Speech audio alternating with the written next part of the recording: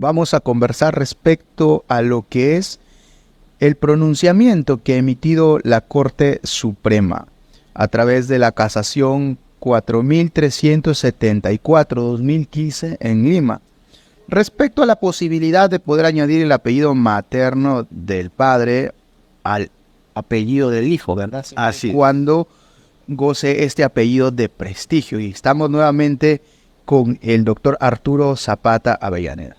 Muchas gracias. Muchas gracias. Muchas gracias también a todos los que siguen el programa Desayuno con tu abogado, bajo la conducción del doctor Ángel Ortiz Ayosa.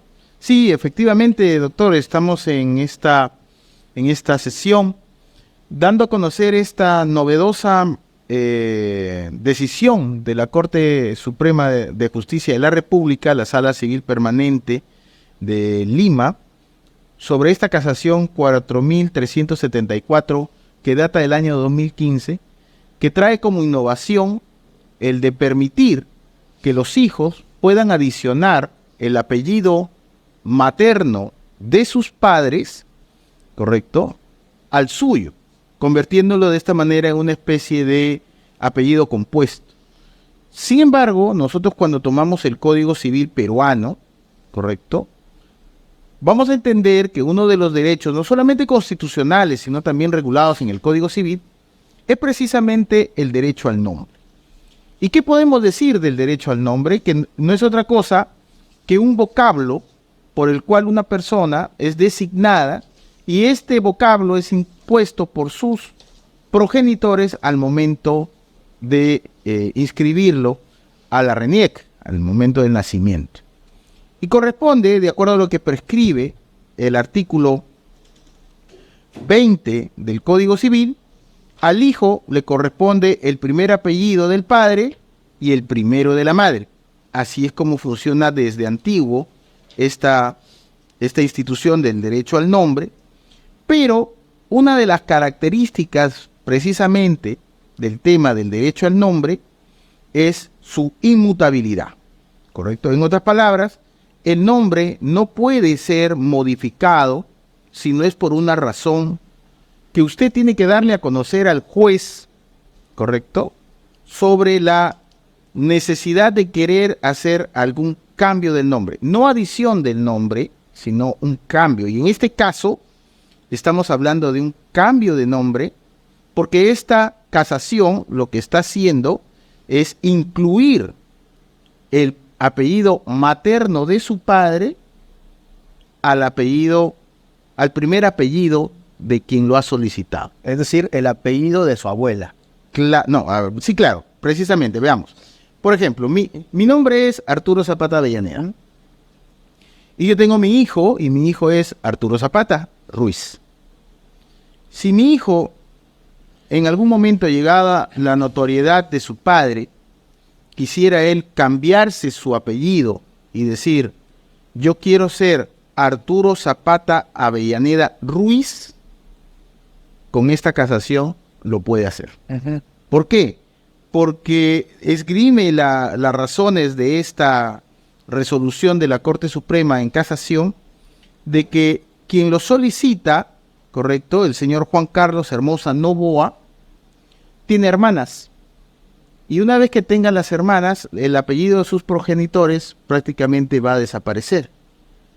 Y este señor Juan Carlos Hermosa Noboa es hijo de Hermosa Ríos, que fue congresista, correcto, que fue militante de partidos políticos, tiene toda una carrera, y evidentemente él lo que buscaba con esta casación es precisamente que el nombre de su padre como tal continúe a través del tiempo de él hacia sus hijos.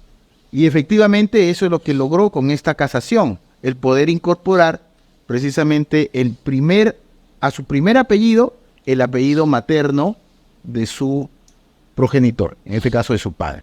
Y ahora ha cambiado su nombre, y ahora es Juan Carlos Hermosa Ríos Noboa.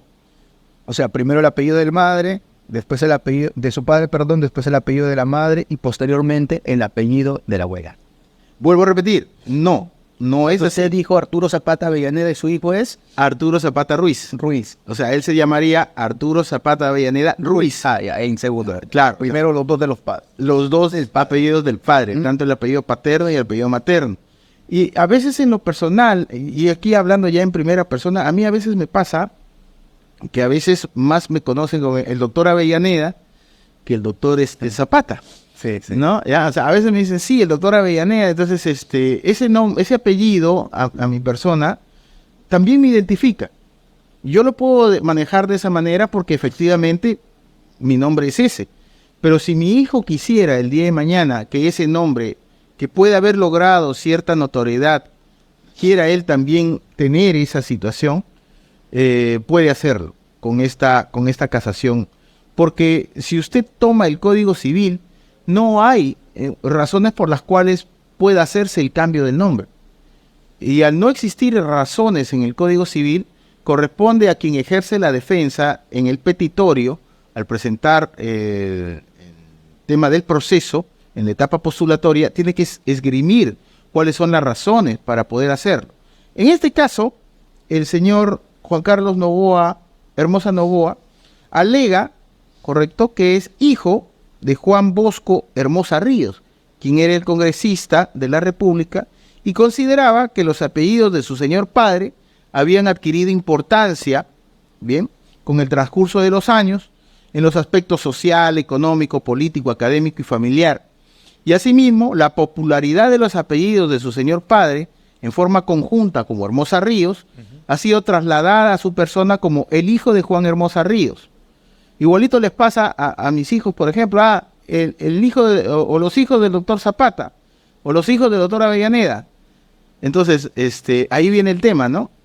Este señor se veía identificado con los apellidos de su padre, con los dos. Y por eso es que pide que se le anexe el apellido Ríos, que debería adicionarse en su partida de nacimiento. Esto me hace recordar a cuando se crearon por primera vez los apellidos, ¿no? Por ejemplo, Juan del Monte. ¿Por qué? Le pusieron del Monte porque esa persona vivía en el monte. O Juan del Valle, una referencia así. O Juan el Molinero y apellida Molina. Y de esa forma se fueron creando los apellidos y ahora esta figura que hace la Corte Suprema pues me trae a referencia esos hechos históricos.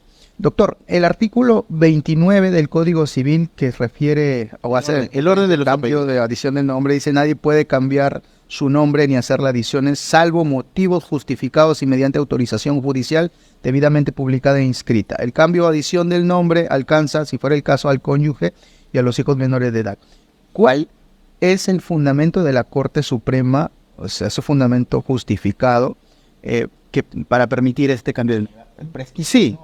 En primer lugar, se presenta la demanda, correcto, en primera instancia, y la primera instancia le da al accionante a su favor, correcto, le dice que sí, efectivamente, que proceda y que se haga el cambio en la partida de nacimiento.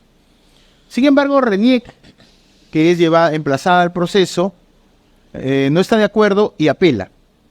Y al apelar, la segunda instancia revoca la primera sentencia, y no estando de acuerdo el accionante con esta decisión, va a la casación. Recordemos que la casación no es una instancia de acuerdo a lo que establece el Código Procesal Civil.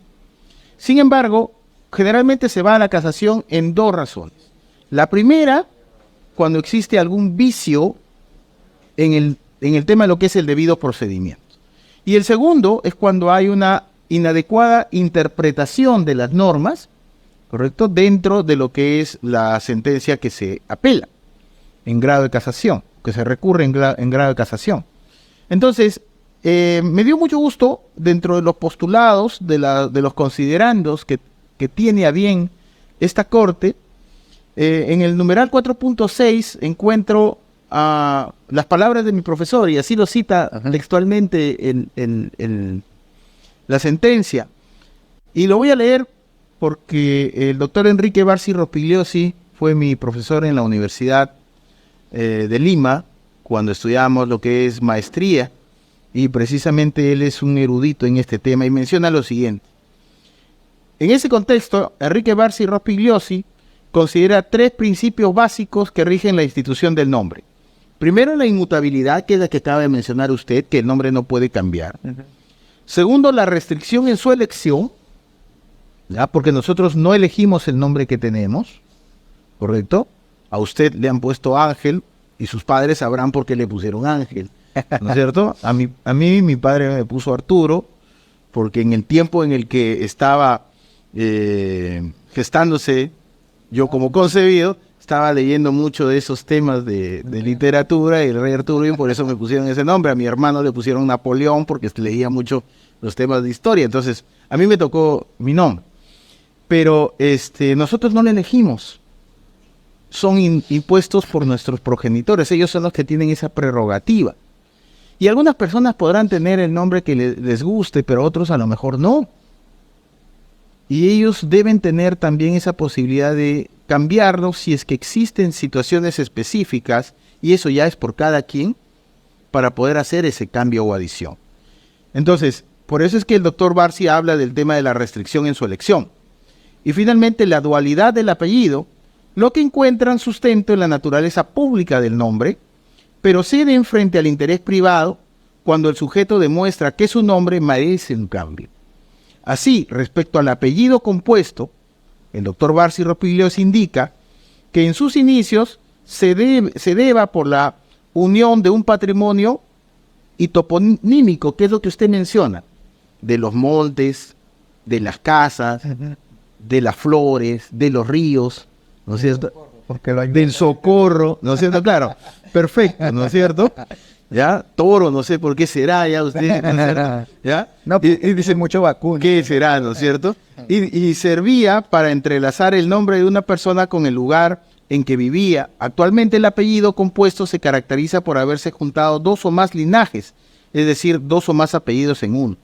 Pero los postulandos que tiene la sentencia de la Corte Suprema es en primer caso el tema de la fama y la notoriedad, que es importante porque en el caso planteado, el señor Hermosa Ríos sí gozaba de un reconocimiento, independientemente si usted estaba de acuerdo con sus posiciones o no, gozaba de un reconocimiento social. En segundo lugar, nos dice acá la popularidad del apellido. En tercer lugar, la pérdida y extinción del apellido. Bien. Y precisamente al final falla la Corte Suprema, señalando que en base al artículo 29, que es el que usted nos acaba de mencionar, establece una regla general que nadie puede cambiar su nombre, ya sea adicionando, suprimiendo o modificando. Sí, nadie puede cambiar su nombre porque es inmutable. Es decir, yo me llamo Juan y no porque yo me llamo Juan ahora me quiero llamar George. O María. ¿No es cierto? ¿No es cierto? O María. ¿Ya? O se llama Jesús y le quiere adicionar María. No se puede. Tiene que pasar por un proceso judicial que determine que las causas que se están solicitando en el petitorio son atendibles. Y solo con la decisión de la Corte se podrá hacer esa modificación. En este caso, sí se ha hecho de esa manera. ¿Correcto? La decisión es precisamente la siguiente. Declararon fundado el recurso de casación interpuesto por el demandante Juan Carlos Novoa. En consecuencia, casaron la sentencia de vista y, actuando en sede de instancia, revocaron la sentencia de vista, la reformaron y confirmaron la sentencia de primera instancia. Por lo tanto, ordenaron que ahora el señor se llame Juan Bosco Hermosa Ríos, ¿no es cierto? Y ahora es Juan Carlos Hermosa Ríos, bien, Novoa, bien, que es lo que ha quedado inscrito en la RENIEC.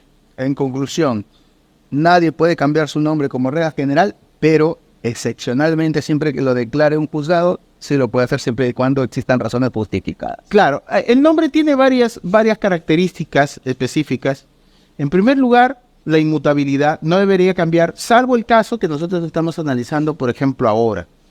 En segundo lugar, el nombre no tiene una connotación económica, pero a lo mejor por los temas de notoriedad, ¿correcto?, llega en algún momento a lo mejor sus nombres y apellidos a tener una connotación de renombre, y sí podría usted utilizarla para temas de marcas o temas de derechos de autor o de temas de invención que a lo mejor puedan tener su nombre. Entonces ahí ya puede llegar a tener una connotación económica. También a veces nos preguntan sobre el tema de lo que es el derecho del nombre. Doctor Zapata, hay una señora que me ha puesto en el estado civil mi nombre como presunto progenitor de un muchacho, pero yo literalmente no he tenido vela en ese entierro. ¿No es cierto? ¿Qué puedo hacer? Me van a pedir, me van a demandar los alimentos, me van a demandar herencia el día en que yo fallezca, esta persona va a heredar. Y la respuesta es no. Bien, el nombre tiene varias características. Sobre lo que estoy mencionando específicamente, el artículo 21 del Código Civil menciona lo siguiente. Bien, ya que estamos tratando el tema del derecho al nombre. Bueno, sí, este es un tema muy largo. Dice, por ejemplo, cuando el padre o la madre actúa separadamente, la inscripción del nacimiento del hijo nacido fuera del vínculo matrimonial podrá revelar el nombre de la persona con quien lo hubiera tenido. En este supuesto, el hijo llevará el apellido del padre o de la madre que lo inscribió, así como el presunto progenitor. En este último caso, no establece vínculo de filiación. Y si no establece vínculo de filiación, no le van a poder pedir a usted alimentos. No le van a poder pedir a usted el tema de sucesión porque no hay ese entroncamiento. Claro, salvo que exista un reconocimiento. No, que a veces la gente se preocupa porque sí, esa mujer me puso a mí ese apellido. ¿Y qué debería hacer usted? Si no le ha otorgado ningún poder, pedir que se suprima esos apellidos y su nombre de esa partida, bien, porque al final de cuentas es el tema de la identidad de un menor, ¿no? Sí, pues. Bien, doctor, ha quedado claro el tema y es bastante amplio como para seguir conversando en próximas sesiones. El tiempo nos ha ganado. Una vez, muchas gracias. Muchas gracias. Por estar aquí en este programa. Muchas gracias, doctora. Y bien, nos vamos a un corte comercial y volvemos con este programa.